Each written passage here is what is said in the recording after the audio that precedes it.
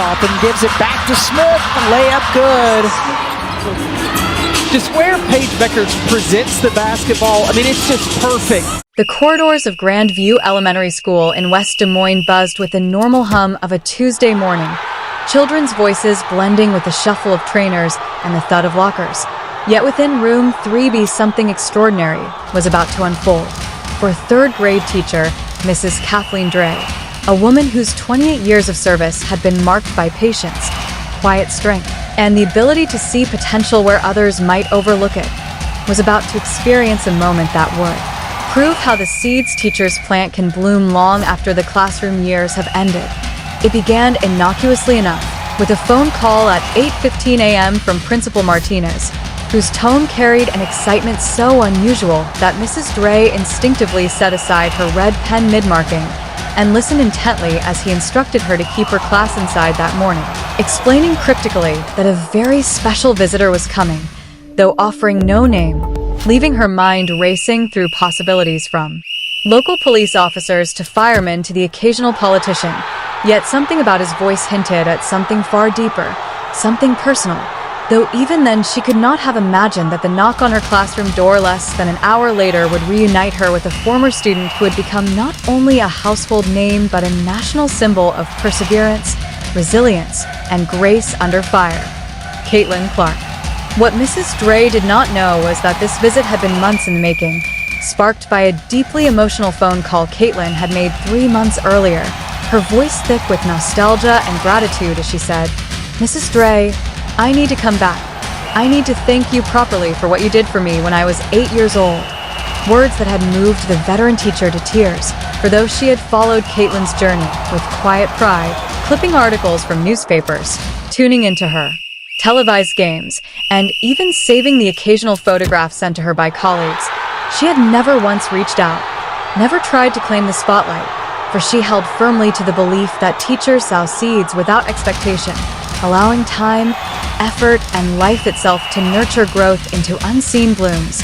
Yet Caitlin's call had revealed that something specific, a moment from third grade, had remained with her for 15 years, shaping her outlook, her belief in herself and her determination to persist even when criticism threatened to overwhelm her. At precisely 9:30 a.m., as 22 third graders bent diligently over their reading comprehension worksheets, the soft rap on the classroom door came, a sound so ordinary it barely registered with the children, who were accustomed to the flow of staff and administrators drifting in and out. Yet when Mrs. Dre opened it, she froze, for standing there was Caitlin Clark herself, dressed in casual training gear, her arms full with a large bag of Nike backpacks intended as gifts. Her expression softened into a smile laced with emotion, and as she spoke, "Hi, Mrs. Dre, I hope it's okay that I stopped by," her eyes already glistening with tears. Decades of composure melted away from the seasoned teacher, who immediately pulled Caitlin into a hug so fierce and unrestrained it drew gasps from the children, a hug that lasted a full minute, as if attempting to condense all the pride, gratitude, and maternal affection of 15 years into that single embrace. The class, sensing something extraordinary, slowly abandoned their worksheets, eyes widening in disbelief as whispers spread. It was Marcus, a wide-eyed 8-year-old with a voice that trembled in awe, who finally put words to the collective astonishment, whispering to his classmates, "That's Caitlin Clark. That's really Caitlin Clark in our classroom." And at once the room erupted into joyous chaos, pencils clattering to the floor as cheers and gasps filled the air, for here was the figure they had seen lighting up television screens and inspiring playground games, suddenly standing in the very room they inhabited daily. Yet what followed transformed this celebrity appearance into something far richer, a masterclass in gratitude, humility, and the importance of remembering where one came from. When Mrs. Dre finally found her composure through her tears, she turned to her students and said, "Children, I want you to meet someone very special. This is Caitlin Clark, and she once sat in the very same desks you sit in today." Words that carried the weight of living proof that greatness can begin in the most ordinary of classrooms. Caitlin, stepping forward, seemed almost shy despite her global fame, her voice gentle and warm as she said, "Hi everyone. Mrs. Dre was my teacher when I was in third grade. just like you, and I have to tell you, she's the best teacher in the whole world." And the children gasped, for while they had expected her to talk about trophies or stadiums, she began instead by redirecting attention back to the teacher who had guided her years before, making clear that success is not born in isolation but nurtured by mentors whose encouragement leaves indelible marks. Caitlin then reached into her bag, pulling out the backpacks she had brought, each one filled with school supplies, signed basketball cards, and little notes encouraging the children to dream big. And as she handed them out one by one, she paused to kneel down and speak personally with each child, asking about their favorite subjects, their hobbies, and their dreams, making every single student feel seen, as though the superstar in their midst had time for each of them individually, and in doing so, teaching them that true greatness lies not in how high one climbs, but in how deeply one remembers to bend down and lift others up. As the morning unfolded, Caitlin sat with the children on the carpet, answering questions about her journey, not with the polished sound bites of post-game interviews, but with heartfelt honesty, recounting how she too once struggled with maths worksheets in that very classroom, how Mrs. Dre had encouraged her to keep trying when frustration tempted her to give up, and how a single conversation during a particularly difficult week in 3rd grade had ignited in her a belief that she could achieve anything if she was willing to persevere. She spoke about the importance of listening to teachers, respecting classmates, and valuing kindness as highly as success, weaving her personal story into lessons that were accessible to 8 and 9-year-olds, yet profound enough to leave the adults in the room blinking back tears. Mrs. Dre herself, sitting at the back, remembered that very conversation 15 years earlier, when Caitlin, then a lively little girl with boundless energy, had been on the verge of tears over a failed spelling test, and she had told her, "One test doesn't define who you are, it's what you do next that matters." Words Caitlin had clearly never forgotten, words that had become a guiding principle in the relentless pursuit of her basketball dreams, and in seeing her repeat those same words to a new generation of children, Mrs. Dre understood with aching clarity the true cyclical nature of teaching, how wisdom passed down in moments of struggle can echo through decades, shaping lives in ways one can never predict.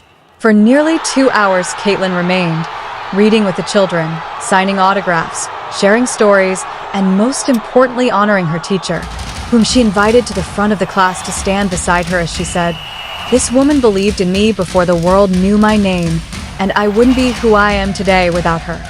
Words that drew standing applause from the children and staff who had gathered outside to witness the scene, and tears from Mrs. Dre, who had never sought recognition yet, was suddenly being celebrated by one of the greatest players of her generation.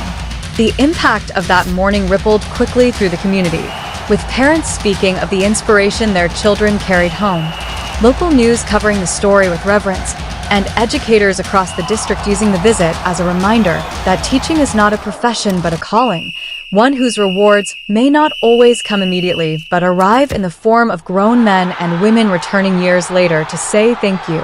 In the days that followed, Caitlin reflected on the visit, acknowledging that while she had played in front of tens of thousands and faced cameras beaming her image to millions, nothing had ever felt quite as important as walking back into that 3rd grade classroom and looking into the eyes of the teacher who had told her she mattered, for it reminded her that fame, records, and accolades are temporary, but the way one treats others and the gratitude one shows endure far longer.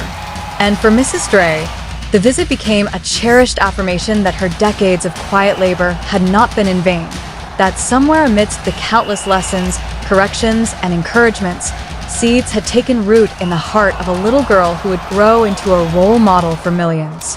Even now, long after that Tuesday morning ended, the story continues to inspire, reminding us that true greatness is measured not by the arenas we fill but by the classrooms we remember, not by the trophies we collect but by the teachers we thank, and not by how brightly we shine alone but by how we reflect that light back onto those who first helped us find it. For in that surprise reunion between Caitlin Clark and Mrs. Kathleen Dre lay a truth both simple and profound, that the most powerful lessons of gratitude and giving back are not taught from textbooks but lived in gestures of remembrance, and that when a student returns to honor the teacher who first believed in them, an entire community is reminded of the enduring bond. Sabally and Beckers, that's a primetime matchup.